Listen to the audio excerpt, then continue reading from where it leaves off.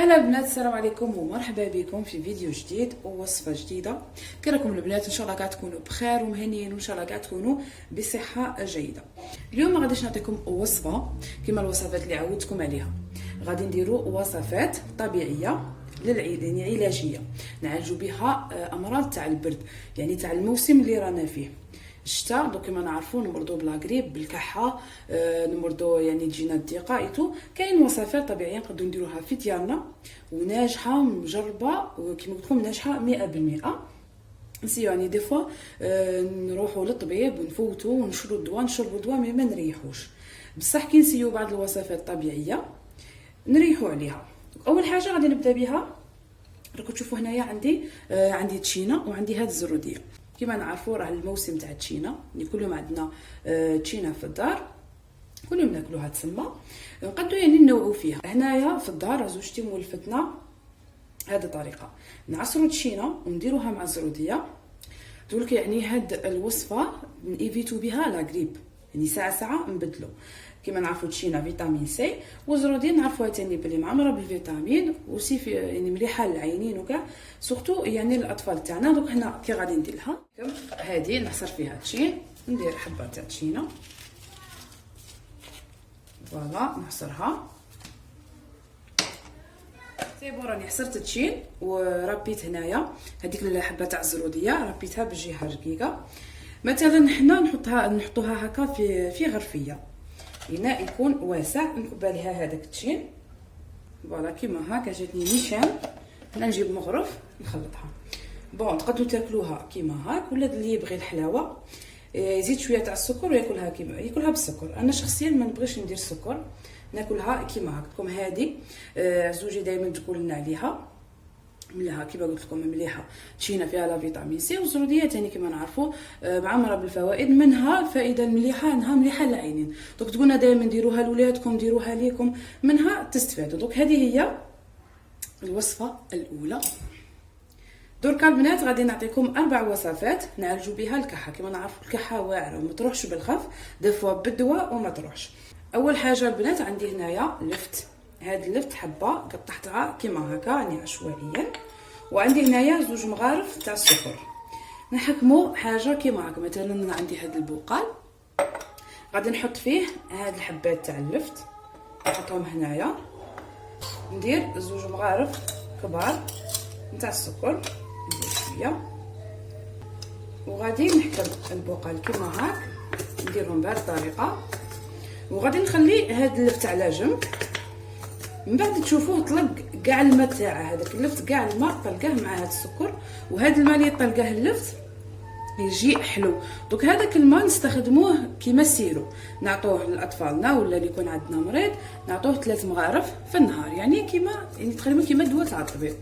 البنات هذه الوصفه فعاله، يعني فعلا جربناها. هذه الام تاعي كتديرها لنا ميم كي كنا صغار دائما، والفناها وكبرنا بها. وكاين ثاني وصفات اخرى دوك تشوفوها. عندي هنايا زيت زيتون نورمالمون هذه الطريقه راها معروفه. عندي مثلا 2 مغارف تاع زيت زيتون كبار. كي نديروا له هذا زيت الزيتون نحموه فوق النار، ماشي نحموه بزاف وماشي غير ندفوه، يكون شويه حامي. بعد نزيدوا له مغرف تاع السكر ونخلطوها مليح، ويعني تمتم نمدوها للمريض، يعني يكون كبير ولا صغير نعطوها له تمتم يشربها مع هذاك السكر، يكون كما نقولوا حرش، يهود له على الحلقه تاعه. هذه تساعد للكحه. و ميم طون يعني هذاك شويه تاع الزيت الزيتون اللي تبقى، ولا نحكموا زيت زيتون يعني واحد اخر ندفوه، نديروه هكا في يدينا وندهنوه للطفل اللي يكون يكح، يعني للصدر تاع الطفل اللي يكون يكح بصح في الليل هذيك هي باش يعني يكون لابس ويتغطى ويرقد، ماشي في النهار، باسكو كان في النهار يزيد يضربه البرد. هذه الطريقه ثاني كديرها لنا الام تاعي. هنا راه عندي البصله. بالنسبه للبصله، البصله الحمراء فعاله بزاف للكحه، يعني الكحه كما نقولوا حنايا المستعصيه اللي ما تروحش يعني البنادم بالخف، طول يعني بالدواء وطول. نديروا نص حبه تاع البصله، نص ولا حبه، نرابوها نخلوها على جنب. من بعد نشوفوها طلقت هذاك الماء تاعها، نصفوا هذاك الماء يعني قد مغرف ولا 2، ونديروا يعني نديروا مثلا 2 مغارف، نديروا فيها مغرف تاع الحسل الحر، ونخلطوها مليح ونشربوها، نخلطوها مليح مليح ونشربوها. نديروها مده 3 ايام ونديروها برك في الليل. هذه تاني مجربه وراني عاقله دارها الاب تاعي، كانت فيه الكحه وضراته بزاف حتى اللي عطاوه هذه الوصفه وسيناها له فعلا يعني في 3 ايام ريح والحمد لله.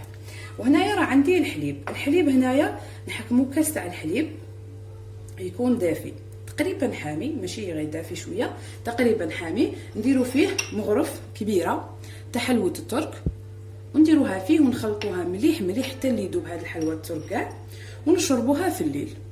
يعني هذه تاني بالنسبه للكحه نديروها تاني مده 3 ايام.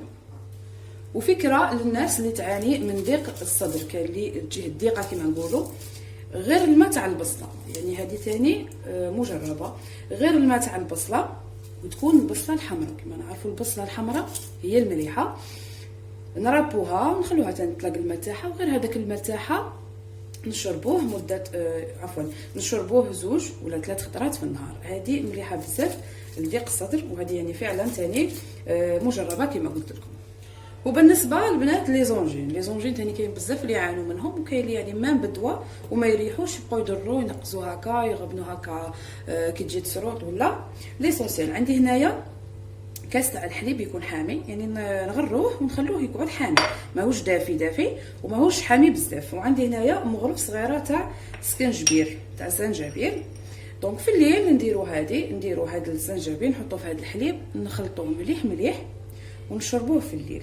يعني هذه فعاله جدا لي زونجين، يروح لك هذاك الضر وهذاك دفوا ينقزوا هذوك لي زونجين كاع. بالنسبه للاغريب البنات نقدروا نحكموا كاس تاع الحليب يكون دافي يكون حامي، ونديروا فيه مغرف صغيره تاع زيت حبه سوده، يعني زيت حبه سوده نديروها هنايا في هذا الحليب يكون حامي ونخلطوها ونشربوها وبالشفاء علينا ان شاء الله. هذه هي البنات، ان شاء الله تكونوا استفاديتوا من الوصفات اللي مديتها لكم.